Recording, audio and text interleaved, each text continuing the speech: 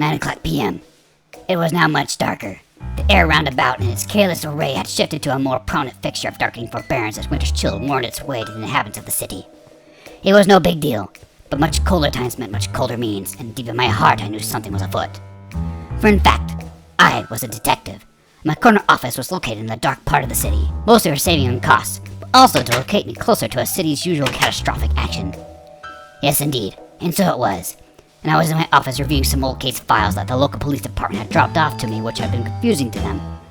Increased thug raids in the street had begun to make the citizens more afraid to exit their homesteads after nightfall, causing evil lords to reign more harshly as they saw respectively fit.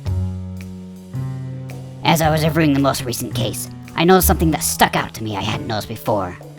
I saw in the background of the picture a sign. It was faint, but I realized it was of a local bar in the area. I knew now it was the place to investigate to gather evidence, and so I decided to leave my office with what speed seemed logical in a synthetic fashion, or so it would allow me to gather information to help me solve these thug cases. And so, I was walking down the street. I noticed up ahead some unusual men. I decided not to take the risk, but instead ducked my way into the alley. I walked down, but to my surprise I suddenly came to a dead end. I turned around, and my worst fears surmounted. On that side blocking my exit to the street were the thugs I had decided to investigate.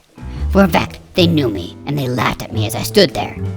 One of them spoke to me, no doubt the leader. He told me I was foolish and naive, and in fact that he had planned the picture and the sign to draw me in.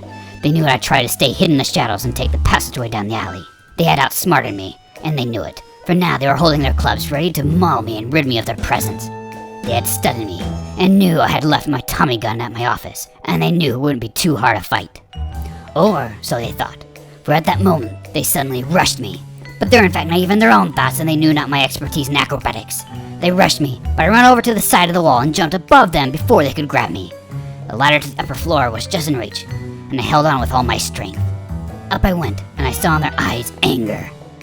But it was dangerous, because one of them had hidden in his pocket a pistol of sorts, and he drew it out and let the lead strike the walls about me. He missed me with every shot, and I was lucky as I ran away until the edge of the alley. The thugs came running after me to meet me at the alley, but they were foolish, for at that moment I saw garbage containers and crates piled up before the alley. Immediately I jumped onto them and tumbled them over, and went crashing into the thugs where they stood. They coughed and wheezed in the terrible stench of the decrepit artifacts of aging withdrawals. And so, they were caught momentarily, but it would not be long. But to my surprise, the thug with the pistol had carelessly dropped it as he was caught in the garbage fall. I took it immediately and pointed it to the men. Their eyes were confused, but full of anger and blood. They had not anticipated this at all, this unusual array of events, but there was nothing they could do, and they saw me with the power of fire targeted at their throats, and I begged them to walk. And they did as I marched them off to the police house in the lighter areas. The police saw us coming, and took the thugs and locked them in those same harnessed jail cells I once occupied myself. Their own reign of terror ended, and the streets were now a little safer than before. My work was done, and I left the police house to make my way back to my office. And that is the story of how I was once cornered